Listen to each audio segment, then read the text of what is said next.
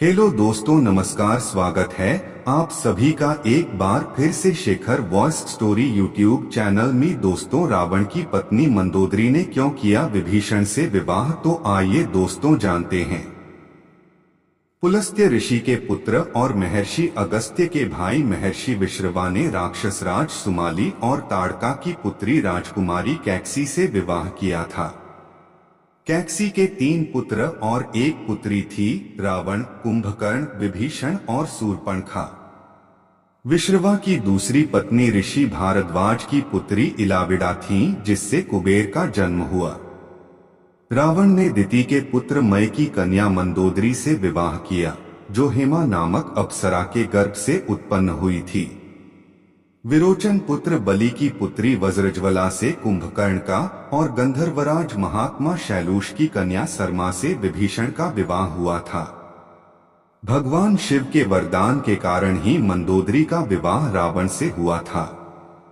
मंदोदरी ने भगवान शंकर से वरदान मांगा था कि उनका पति धरती पर सबसे विद्वान और शक्तिशाली हो। मंदोदरी श्री बिल्वेश्वर नाथ मंदिर में भगवान शिव की आराधना की थी। यह मंदिर मेरठ के सदर इलाके में है, जहां रावण और मंदोदरी की मुलाकात हुई थी। रावण की कई रानियां थी, लेकिन लंका की रानी सिर्फ मंदोदरी को ही माना जाता था। 5 कन्याओं में से एक मंदोदरी को चिरकुमारी के नाम से भी जाना जाता है। अपने पति रावण के मनोरंजनार्थ मंदोदरी ने ही शतरंज के खेल का प्रारंभ किया था।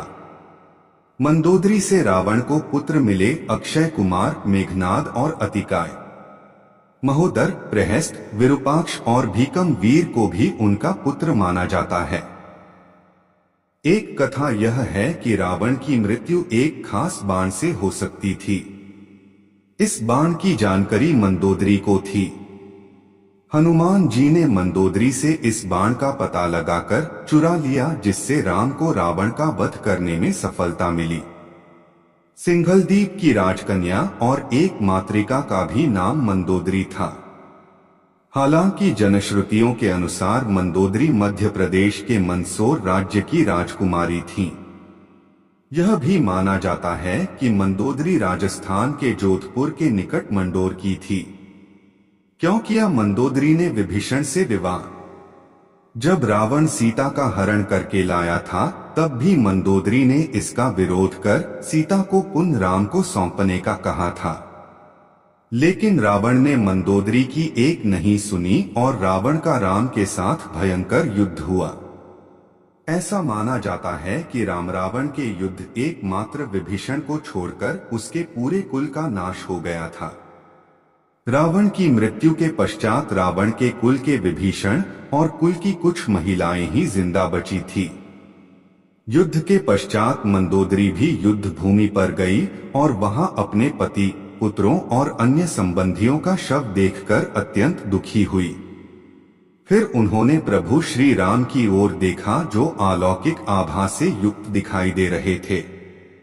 श्री राम ने लंका के सुखद भविष्य हेतु विभीषण को राजपाट सौंप दिया। कहते हैं कि अद्भुत रामायण के अनुसार विभीषण के राज्याभिषेक के बाद प्रभु श्री राम ने बहुत ही विनम्रता से मंदोदरी के समक्ष विभीषण से विवाह करने का प्रस्ताव रखा। साथ ही उन्होंने मंदोदरी को यह भी याद दिलाया कि वह अभी लंका की महारानी और अत्यंत बलशाली रावण की विधवा हैं। कहते हैं कि उस वक्त तो उन्होंने इस प्रस्ताव पर कोई उत्तर नहीं दिया।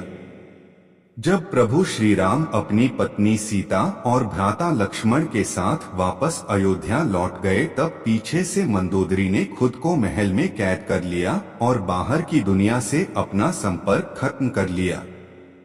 कुछ समय बाद वह पुनः अपने महल से निकली और विभीषण से विवाह करने के लिए तैयार हो गई। हालांकि कुछ विद्वानों का मानना है कि इस बात में कोई सच्चाई नहीं है। यह तो मात्र किंवदंतियां हैं। लेकिन मंदोदरी के बारे में इस बात पर विश्वास करना थोड़ा मुश्किल है, क्योंकि मंदोदरी एक सती स्त्री थी जो अपने पति के प्रति समर्पण का भाव रखती थी। ऐसे में मंदोदरी का विभीषण से विवाह करना अपने आप में हैरान करने वाली घटना है। हालांकि रामायण से इतर की रामायण में ऐसे ही कई अजीब किस्से हैं। यह भी सोचने में आता है कि कुछ समाजों में प्राचीन काल में ऐसा ही प्रचलन था। सुग्रीव ने भी बाली के मारे जाने के बाद उसकी पत्नी से विवाह कर लिया था।